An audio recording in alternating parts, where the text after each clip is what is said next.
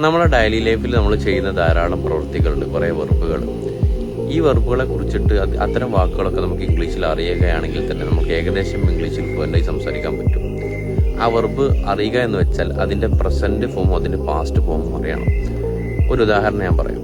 ഞാൻ കഴിക്കുന്നു എന്നതിന് നമ്മൾ ഇംഗ്ലീഷിൽ പറയുക ഐ ഈറ്റ് എന്നാണ്. എന്നാൽ ഞാൻ കഴിച്ചു എന്നതിന് പറയുക ഐ എയ്റ്റ് എന്നാണ്. എന്നാൽ പലരും തെറ്റിദ്ധരിച്ചിട്ട് ചില വെർബുകളുടെ അവസാനത്തിൽ ഈഡി ചേർക്കും. അപ്പോൾ ഐ ഈറ്റഡ് എന്ന് പറയും. അത് തെറ്റാണ്.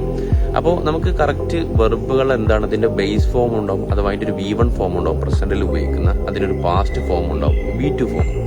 ഇത് കൃത്യമായി നമുക്ക് അറിയുകയാണെങ്കിൽ, അത് പ്രത്യേകിച്ചും നമ്മുടെ ഡെയിലി ലൈഫിൽ യൂസ് ചെയ്യുന്ന കുറച്ച് വെർബുകളാണ്, അത് കൃത്യമായി നമുക്ക് അറിഞ്ഞാൽ തന്നെ, ഉപയോഗിക്കാൻ പഠിച്ചാൽ തന്നെ നമുക്ക് ഏകദേശം ഫ്ലുവൻ്റായി സംസാരിക്കാൻ പറ്റും. അപ്പോൾ ഞാൻ ചില ഉദാഹരണങ്ങൾ പറയും. ഐ റൈറ്റ് എന്ന് പറഞ്ഞാൽ ഞാൻ എഴുതുന്നു, ഐ റോട്ട് എന്ന് പറഞ്ഞാൽ ഞാൻ എഴുതി. എന്നാൽ ഐ കംപ്ലീറ്റ് ഞാൻ പൂർത്തീകരിക്കുന്നു, ഐ കംപ്ലീറ്റഡ് ഞാൻ പൂർത്തീകരിച്ചു. ഇങ്ങനെ നമ്മുടെ ഡെയിലി ലൈഫിൽ യൂസ് ചെയ്യുന്ന കുറച്ച് വെർബുകളെ ഞാൻ ലിസ്റ്റ് ചെയ്തിട്ടുണ്ട്. അതിൻ്റെ V1 V2 ഫോം ഒക്കെ ഉണ്ട്.